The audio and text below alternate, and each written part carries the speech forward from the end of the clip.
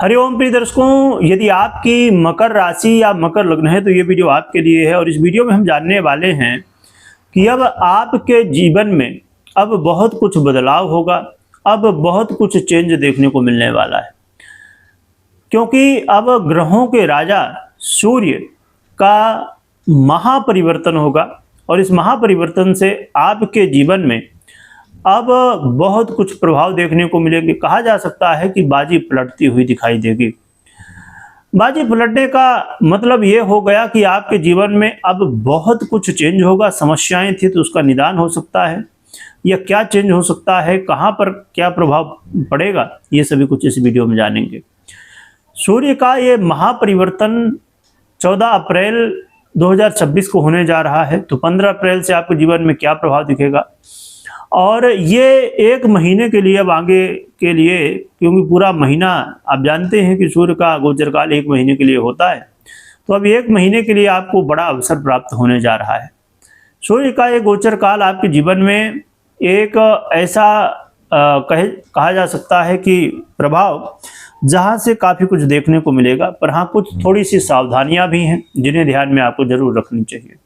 क्या प्रभाव होगा आइए जानते हैं। सूर्य जो कि आपके स्वयं अष्टमेश भी बनते हैं और आपके इस समय सुख भाव पर गोचर करेंगे। ये गोचर काल आपके जीवन में प्रॉपर्टी से संबंधित लाभ दे सकता है। आप घर लेना चाहते थे, प्रॉपर्टी लेना चाहते थे, गाड़ी वाहन लेना चाहते थे, या और भी कोई सुख साधन की चीज़ें लेना चाहते थे, तो इस समय आपको जो है तो सुख साधन की चीज़ें मिलती हुई दिखाई देंगी। आपको प्रॉपर्टी से रिलेटेड लाभ मिलते हुए दिखाई देंगे। यहाँ पर अचानक कोई प्रॉपर्टी का योग बन सकता है, अचानक आपके जीवन में कुछ नया हो सकता है, कुछ आपके सुख साधन की चीज़ें मिल सकती हैं। इसके अलावा यहाँ पर एक चीज़ ये भी देखने को मिलेगी कि आप यदि नौकरी करते हैं, जॉब करते हैं, तो यहाँ पर जो है तो इसका पॉजिटिव प्रभाव मिलेगा और यहाँ पर वृद्धि देखने को मिलेगी, पद प्रमोशन और आगे बढ़ने का मौका मिलेगा। कोई नई जिम्मेदारी आपको मिल सकती है। तो ये सूर्य के बड़े अच्छे प्रभाव हैं। राजनीति में यदि हैं तो आपको मौका मिल सकता है आगे बढ़ने का, या कोई पब्लिक से जुड़ा काम करते हैं तो यहाँ पर मौके मिल सकते हैं आगे बढ़ने के लिए। परंतु यहाँ पर कुछ सावधानियां हैं, क्योंकि ये स्वयं अष्टमेश ही हैं आपके। यहाँ पर आपको किसी काम में जल्दबाजी नहीं करनी चाहिए, सोच समझ के, और आपको क्रोध करने से, गुस्सा करने से बचना चाहिए। यदि आप क्रोध करते हैं, गुस्सा करते हैं, जल्दबाजी करते हैं तो यहाँ पर नुकसान हो सकता है। आपके अंदर अहंकार की भावना बिल्कुल नहीं होनी चाहिए। सबको मिलजुल के, सबसे मिलजुल के रहिए, सबको मिलजुल के आगे बढ़िए और लोगों को भी बढ़ाइए। ऐसा नहीं कि आप आगे बढ़े, लोगों को पीछे ढकेलें।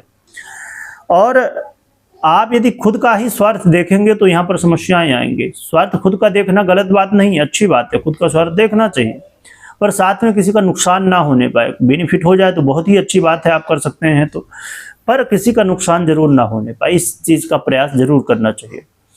तो ये, क्योंकि ये ग्रहों के राजा हैं और ये न्याय कहा जाए कि सत्य के प्रतीक हैं, ये सबके थोड़ा कठोर तो हो सकते हैं।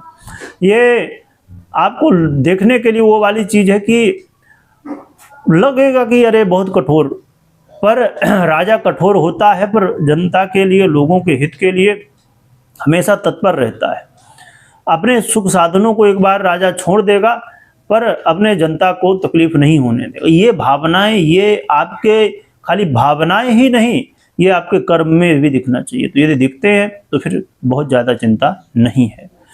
तो आपको ये ध्यान रखना, थोड़ा माता के स्वास्थ्य में, कई बार पिता के स्वास्थ्य में चिंताएं हो सकती हैं, तो ध्यान रखिएगा और माता पिता का आशीर्वाद लीजिएगा। अब क्या उपाय कर सकते हैं ये जान लेते हैं। तो उपाय के रूप में आप भगवान भुवन भास्कर की आराधना करिए, अर्घ्य दीजिए, और आप भगवान सूर्य को अर्घ्य दीजिए और दिनचर्या बेहतर बनाइए।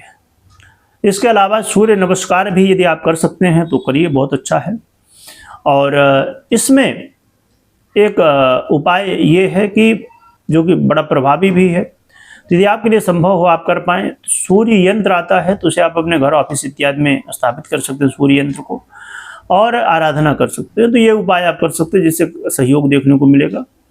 और बाकी आपको कोई भी निर्णय लेना हो तो आप अपनी पर्सनल कुंडली विश्लेषण करने या करवाने के बाद निर्णय ले सकते हैं। कमेंट में जय सूर्यदेव लिखिएगा, स्मरण करिएगा। वीडियो देखने के लिए बहुत बहुत धन्यवाद।